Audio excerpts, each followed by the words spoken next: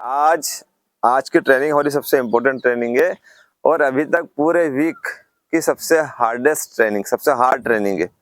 Hard training को मैं बहुत मजे में कराऊंगा आपको, बस शर्त है कि आपको इसके लिए तैयार रहना है मानसिक रूप से। ट्रेनिंग का नाम है फार्टलेग ट्रेनिंग। क्या बोलते हैं? स्लो फास्ट, फार्टलेग या स्पीड प्ले। इसका नाम होता है, अलग अलग लैंग्वेज में अलग अलग तरह से बोला जाता है, लेकिन मेन है इसका फार्टलेग ट्रेनिंग। फार्टलेग ट्रेनिंग के अंदर क्या होता है? स्लो दौड़ते हैं, फास्ट दौड़ते हैं, हिल पे चढ़ते हैं, कच्चे में दौड़ते हैं, सड़क पे दौड़ते हैं, बीच बीच में एक्सरसाइज करते हैं। यह आपको स्पीड के साथ साथ आपको मानसिक रूप से तैयार करती है। इंड्योरेंस का जबरदस्त इसके अंदर कॉम्बिनेशन रहता है। इंड्योरेंस के साथ में आपका स्पीड का कॉम्बिनेशन भी रहता है। इंटरवल ट्रेनिंग भी होती है, आपकी स्पीड भी बढ़ेगी, इंड्योरेंस भी बढ़ेगा, स्ट्रेंथ भी बढ़ेगी, साथ साथ आपका विल पावर भी बढ़ेगा। इस ट्रेनिंग को करने के लिए सबसे ज्यादा इंपॉर्टेंट क्या है पता है आपको? क्या है? Will power. कौन समझदार बोला? देखो, वेरी गुड, पीयूष ने बोला है। तो जो भी इसको करेगा उसका विल पावर बहुत स्ट्रांग होना चाहिए।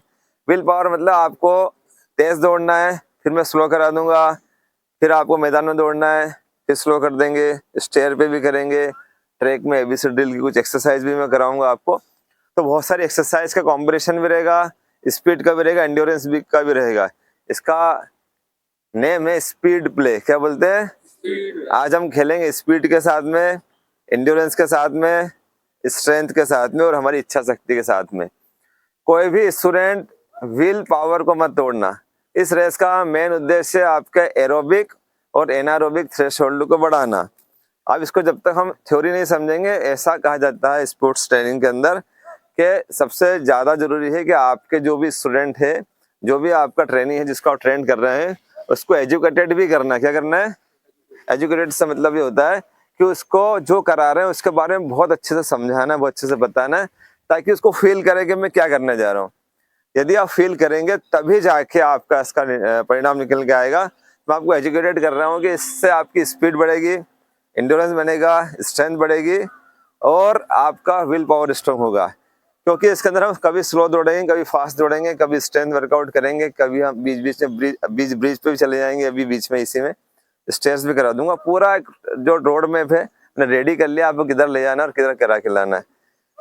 जिसका विल पावर मजबूत होगा वही कर पाएगा, और विल पावर मजबूत करने के लिए कर रहे हैं मानसिक प्रशिक्षण भी है, मानसिक प्रशिक्षण भी है। इसके अंदर एरोबिक और एनारोबिक थ्रेशोल्ड ये होता है कि आप लोगों ने कल मेरा वीडियो यदि देखा होगा तो मैंने बताया था कि बहुत सारे बच्चे कमेंट कर रहे थे कि पहला राउंड तो हमारा 1:10 पे लगता है, सेकंड राउंड 1:40 पे हो जाता है। होता क्या है, उनका एरोबिक और एनारोबिक थ्रेशोल्ड डाउन है।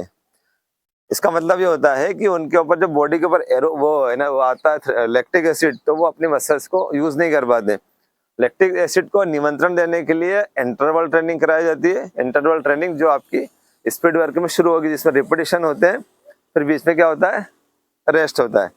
तो उसी तरह की इंटरवल ट्रेनिंग रहेगी। तो जैसे मैं आपको बता दूं, सीधा सा एग्जांपल दे दूं कि यदि आपको बहुत ज्यादा हैवी वर्कआउट, हैवी लोड लेने की आदत पड़ जाए और फिर थोड़ा सा लोड लेंगे तो हमें बहुत आसान लगेगा। बहुत सारे एग्जाम्पल, अलग अलग एग्जाम्पल होते हैं, लेकिन बता दूं आपको कि आपकी बॉडी पे लैक्टेट थ्रेशोल्ड कराना है, हमें लैक्टिक एसिड को निमंत्रण देना है, उसको बहुत सारा बॉडी पे जमाना है, उसी में फिर हमें एक्टिविटी करना है।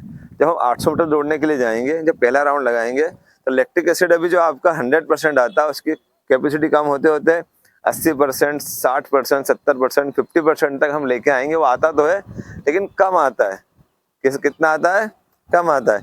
जैसे कहावत है कि अभी गांव में आपने सुना होगा कि एक ग्वाला रहता है, वो जंगल में जाता है और बोलता है शेर आया, शेर आया, शेर आया। तो पूरे गांव वाले उठ के आ जाते हैं कि शेर आया, शेर को भगाना है। तो ऐसे हम थोड़ी सी मेहनत करते हैं, एफर्ट लगाते हैं, तो पूरा लैक्टिक एसिड निकल के बॉडी पे आ जाता है। और इतना ज्यादा आ जाता है कि वो आपको दौड़ने में कठिनाई पैदा करता है। वैसा क्या रहता है, बार बार शेर को बुलाएंगे हम, बार बार शेर की आवाज लगाएंगे, लैक्टिक एसिड को बार बार बुलाएंगे, तो वो गांव वालों की आने की संख्या कम हो जाएगी ना। बोले तो झूठ बोलता, आता तो है ही नहीं शेर। ऐसा कि ऐसा हमारी बॉडी पर लैक्टिक एसिड आना कम हो जाएगा। जब वो कम हो जाएगा तो हम बहुत अच्छे से रेस को दौड़ पाएंगे। आएगा तो सही लेकिन कम आएगा। तो आप लोगों को लैक्टिक थ्रेशोल्ड बढ़ाना है ताकि आप सेकंड राउंड को अच्छे से उठा पाए। वो यहाँ से बढ़ेगा और इंटरवल ट्रेनिंग से बढ़ेगा, जो मैं आगे आपको कराऊंगा। ध्यान रहे, बहुत इंपॉर्टेंट है आपका विल पावर। 1% भी रेस दौड़ते समय आपके मन में नेगेटिविटी नहीं आना चाहिए कि मुझसे नहीं होगा। जिसके मन में ऐसा आगे मुझसे नहीं होगा, आएगा आपके मन में, लेकिन उस पर आपने विजय पा ली कि मैं करके रहूंगा, करके रहूंगी, तो वो कर लेगा। जिसने सोच लिया कि मुझसे तो नहीं हो रहा है, मैं अगले वीक सर कराएंगे तो बहुत अच्छे से करूंगा, जिसने ऐसा सोचा है कि इस बार तो मैं नहीं कर पा रहा हूँ लेकिन अगले वीक बहुत अच्छे से करूंगा, अभी थोड़ा सा मेरा पेट भरा साफ नहीं हुआ है या थका हुआ हूँ, इन चीजों का यदि एक्सक्यूज अपने आप को दिया आपने तो मुश्किल होगी आपके साथ में।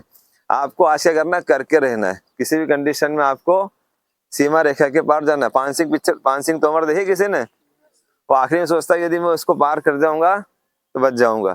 तो बस आपको सीमा रेखा जो सामने रेखा है उसको क्रॉस करने के लिए पूरे एफर्ट लगाने। तो आज के ट्रेनिंग में पूरा एफर्ट लगाना है आपको, क्योंकि कल हमारा रेस्ट है, कल हम रेस्ट करेंगे। आज आपको वो अच्छे से लगाना है, जैसा स्टार्ट वैसा का वैसा फिनिश, जैसा स्टार्ट वैसा का वैसा फिनिश। आपका स्टार्ट अच्छा होगा तो फिनिश भी अच्छा ही होना चाहिए। जिसका स्टार्ट अच्छा और फिनिश खराब है और रेस भी खराब कर लेगा।